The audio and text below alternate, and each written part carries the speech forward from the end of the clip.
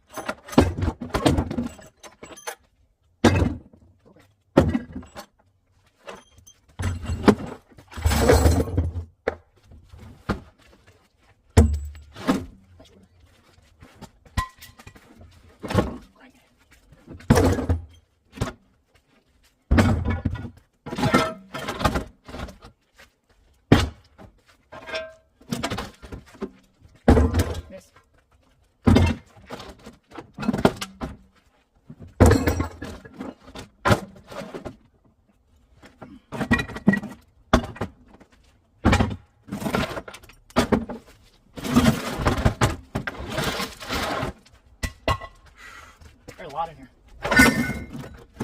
Got a barrel over there.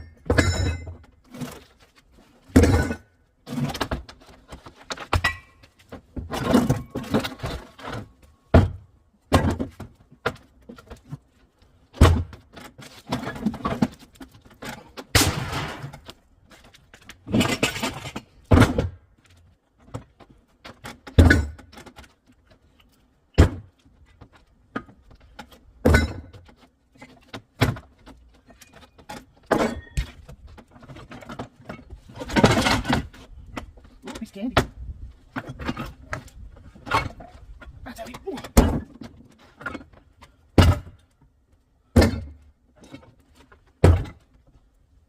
Oh, beef candy.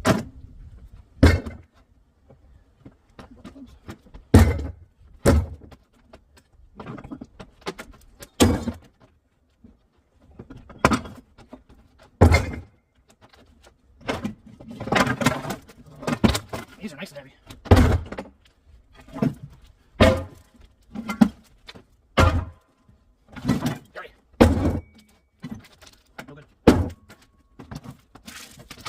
Perfect.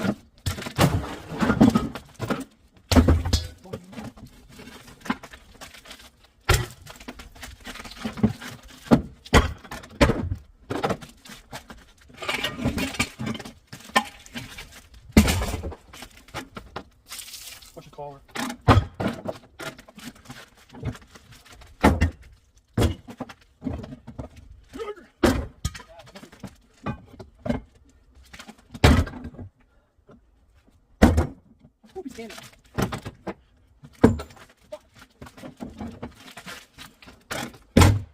Nice one.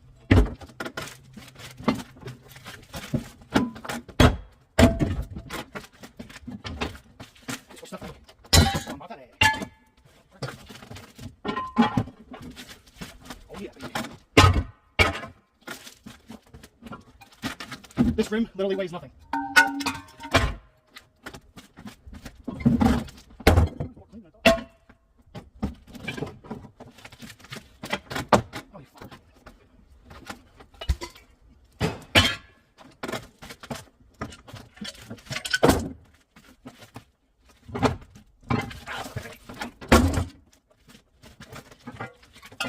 Stuff.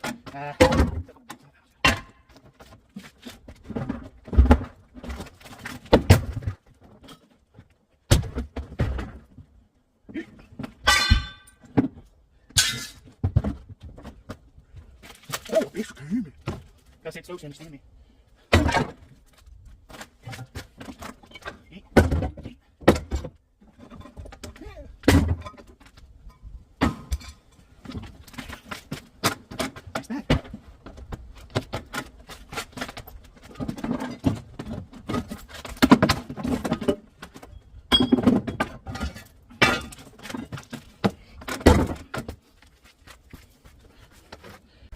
Alright guys, so that was the gist of it. I know that part was a little sped up, you're going to see on the video. But if you want to hear what I'm saying, you could go to your settings, the little gear wheel, and your Google settings, and you can slow your playback speed down so you can see what I'm saying. It's just, it took me 10 minutes to do that real quick. I still got to put the rest of the stuff away, but got an alternator, 3 aluminum nose starters, 1 little ATV or something starter, and air conditioner pump, and I got 2 big motors. So this bin here, turn you so you can see, this bin here is dirty aluminum, dirty cast aluminum. Some of you guys call aluminum breakage. I've never heard that in all my time. No, I need the yards I go to. Ooh, and there was one of these cool little husky bags putting tools in. I have a couple of these, but hey, if it fits the chips, right guys? So I'm going to get the last little bit of this stuff together. This crankshaft's heavy. This rim weighs nothing. It's off of Raptor. Well, it's not cracked or nothing. Somebody out there need not a Raptor, a Grizzly 660 or Grizzly 700 ram. Trim Rusty Palmer still has the price tag on it. $200 something dollars. Somebody must have bought it and never used it. Oh jeez. Alright guys, I'm going to clean this stuff up. Alright, I got that stuff all cleaned up and all moved out. My garbage cans from yesterday. Nothing in the back of the truck. Sorry, I'm holding my tripod. But I just noticed there's little brass pieces on there. And I have to... Come on. I have to get those off. Might just cut them with the Sawzall. But yeah. I got some more dirty aluminum over here. These doors. Chainsaw, a couple electric motors and stuff that are all crummy. Electric motors. Aluminum engine blocks, lawnmower engines. A little pile of aluminum. That lawnmower's got to go to my buddy John. And starting to get a couple rotors. Those are the springs I threw over here. I want them more on this side. I got to move that bag out for garbage. But starting to get a little bit of rotors, guys. Which is a good thing because I think prices are going to shoot up here a little bit. They usually go up January, December. Usually it's pretty good, guys. So if you're holding on to stuff.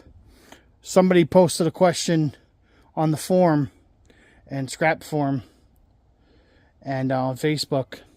They said, what's a good time to bring in rotors? I mean, depends on if you need the money. They don't take up much room. You know, I've had 500-600 rotors here. You know, easily, you know, $1,000 when the price is high and it don't take up much room. But, I mean, there's only a couple there. I got to go pick up 300 or 400. But I'm holding mine till the price goes at least 300. That's the minimal price I'll sell them. If not, I'll let them sit. There was times where I had the whole yard on this side. I think I did like 6 or 7 trips on the trailer before I ever started my YouTube, and I brought in almost 30 tons of brake rotors. I just been stockpiling them, and I don't pay for them, guys. So, I mean, if somebody has rotors, and there's a lot of bigger ones like these, guys, I know guys that pay $1 a rotor. If you're getting 300 a ton, or 300 a gross ton, you can still pretty much double your money as long as there's some big ones in here. And any of these hubs, too. They accept these hubs, too. Like these hubs like this. My yard accepts them as brake rotors also. But if you got a bunch of, you know, these single rotors, like these, the rear ones, the single ones, they're obviously a lot lighter than that big one I just threw on there. But you could easily pay $1 a rotor and still make your money back if you had to. I don't pay for them. And a guy had a bunch one time. He had 1,200 rotors. He had them counted. And they were from a garage where they don't do a lot of trucks. And he wanted $1.50 a rotor. And I told him no. And this was about 8 or 9 years ago. So I ended up buying rotors from him. So I ended up buying 1,200 something rotors. I had a buddy of mine throw them in his dump truck. He had to make 2 loads. And I ended up doing that. And after I paid my buddy, I think I made $300. It wasn't worth it. I had to pay my buddy to move them because I had a stomach virus. So at least I made some money. I remember I was sick for like a week when I did it. Shout out to my buddy Joey for that. He borrowed his friend's dad's dump truck or something, and they made 2 trips. I remember they said they had like 10,000 pounds of rotors or something. But there's a lot of small rotors, so they just added up. But you can make money if you're buying rotors and stuff. I just don't do it. Sometimes garages call me and ask me what I'll pay for them, and I tell them nothing. I just don't do it. I don't want to get in buying scrap metal. I just want to do what I got to do and pick up for my guys and not have to worry about buying stuff, guys. But all right, we're going to head out now. This video is getting kind of long, but I want to show you guys some of the other stuff I'm going to pick up. One of my plumbers and stuff. We'll make this a little bit longer video. All right, boys. Look at this. Stop number 1 for the morning. Look at the size of this air conditioner. Bright.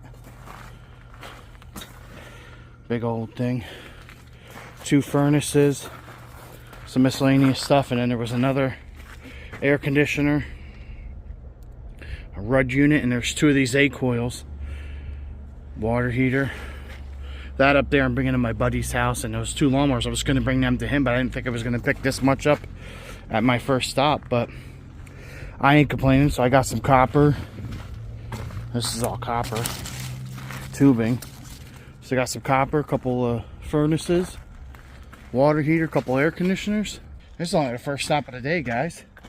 I still have 2 more to do. So I'm gonna load this stuff up, guys, and go home, put it on the trailer, and I guess I'll head back out again. Guys, see this guy right here? Had some scaffolding on. He's got no fenders on the trailer, no trailer lights, no freaking license plate on it. I'm on my way to my second stop after unloading the stuff at the house, guys, and I got behind this guy, and he probably doesn't even have a safety chain on that thing. Unreal. All right, guys, so I went to one of the plumbers after dropping off the lawnmowers to my buddy John, and he gave me $75 for that stuff. And I went and picked up a little bit of copper and brass, random wire and stuff he had. And he only had 2 water heaters and these 2 little tanks.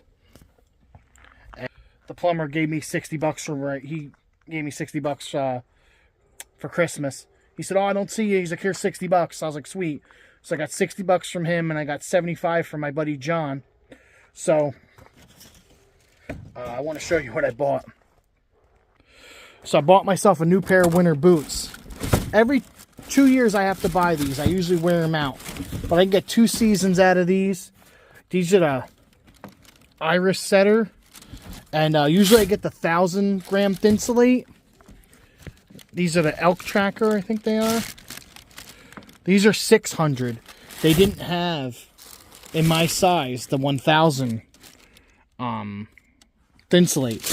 Now, I'm not sponsored. I'm not affiliated. I'm not getting paid to tell you that these are awesome boots, but these are really good winter boots. They're more of like a hiking, like hunting boot, but they do really good for work. They got really good sole to them. They're really good slip resistant. Now, these are the ones I had last year. I mean, you can see they're starting to rip. These are 3 years old, actually. I threw these on. These are Danners, and they're very lightweight, and they are a good boot, but let's face it, guys. These boots, I wore them out the other day, and I was stepping in the mud, and water was seeping right through them. They are not waterproof no more, so they're useless to me. I mean, yeah, it's not rainy today and stuff, but when your feet get wet, they get cold.